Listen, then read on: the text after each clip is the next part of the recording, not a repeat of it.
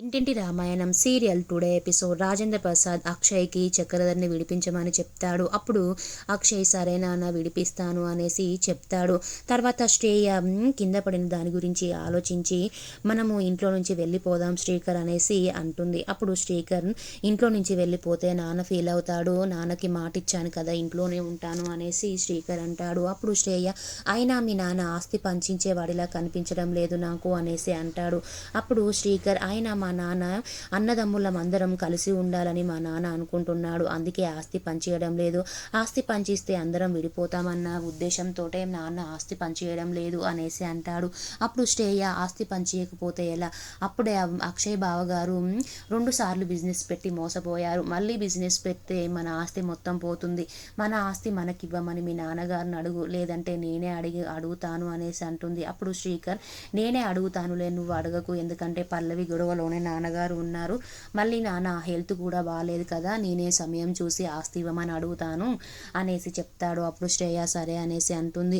తర్వాత పల్లవి అవనితో మాట్లాడడానికి వస్తుంది. అవని ఏంటి ఏదో కడుపులో పెట్టుకుని బాధపడుతున్నట్టున్నావు, అయినా ఏదైనా కడుపులో పెట్టుకోకుండా కక్కయ్య అనేసి అంటుంది. అప్పుడు అవని పల్లవితో నువ్వు ఏం చేయాలనుకున్నావో అది చేశావు, నేను ఏం చేయగలను అది నేను చేశాను అనేసి అంటుంది. అది ఏంటి అన్నది తెలిస్తే నువ్వే షాక్ అయిపోతావు అనేసి అంటుంది. అవని చూడు పల్లవి, ఇప్పటికైనా అబద్ధాలు చెప్పడం మానేయి, అప్పుడు చేయకూడని పనులు ఎన్నో చేశావు, ఎన్నో అరచకాలు చేశావు, ఇంట్లో వాళ్ళని అందరినీ బాధ పెట్టావు, ఆఖరికి నువ్వు కట్టుకున్న భర్తని కూడా నువ్వు మోసం చేస్తున్నావు, అందరినీ బాధ పెట్టి నువ్వేం సాధిస్తావు, ఇప్పటికైనా మారు అనేసి అంటుంది. అప్పుడు పల్లవి ఇక నీతులు ఆపు, నువ్వు నీతులు చెప్తే వినడానికి ఇక్కడ ఎవరు సిద్ధంగా లేరు అనేసి అంటుంది. పల్లవి అవని ఇంట్లో వాళ్ళకి అబద్ధాలు చెప్పి తప్పించుకుంటున్నావు అవని అనేసి పల్లవి అంటుంది. అప్పుడు అవని అసలు నేను ఇంట్లో వాళ్ళకి చెప్పకుండా ఏం అబద్ధం ఆడుతున్నాను అనేసి తను అంటుంది. అప్పుడు పల్లవి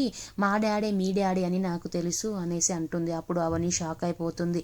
అప్పుడు అవని మరి నీకు నిజం తెలిసిన తర్వాత కూడా నువ్వెందుకు ఇలా మాట్లాడుతున్నావు, నేను నీ సొంత అక్కను కదా అనేసి అంటుంది. అప్పుడు పల్లవికి కోపం వస్తుంది. సొంత అక్కవి నువ్వు కాలేదు, నువ్వు నాకు తోటి కోడలు అయినందుకే నాకు బాధగా ఉంది, ఇంకా సొంత అక్క అంటే నాకు అస్సలే మంచిగా అనిపించడం లేదు, ఇంకొకసారి ఈ మాట అనకు అనేసి అంటుంది. అప్పుడు అవని ఎంతైనా మనది రక్త సంబంధం కదా, నువ్వు చెల్లివి కాదన్నప్పుడే నిన్ను ఎన్నో కారణాలు ఉన్నా కూడా నిన్ను క్షమించాను, నువ్వు నా సొంత చెల్లివి అన్నప్పుడు నాకంటే ఎక్కువ సంతోషంగా నువ్వు ఉండాలనుకుంటాను అనేసి అంటుంది. అప్పుడు పల్లవి ఇంకొకసారి చెల్లి గిల్లి అని మాట్లాడకు, అసలు ఈ మాట అసలు మాట్లాడకు, నాకు ఇష్టం లేదు, నువ్వంటే మా డాడీకి మా మమ్మీకి నేను పుట్టాను, నువ్వు మాత్రం మా డాడీకి అక్రమ సంతానంగా పుట్టావు అనేసరికి అవనికి కోపం వచ్చి చెంప మీద కొడుతుంది.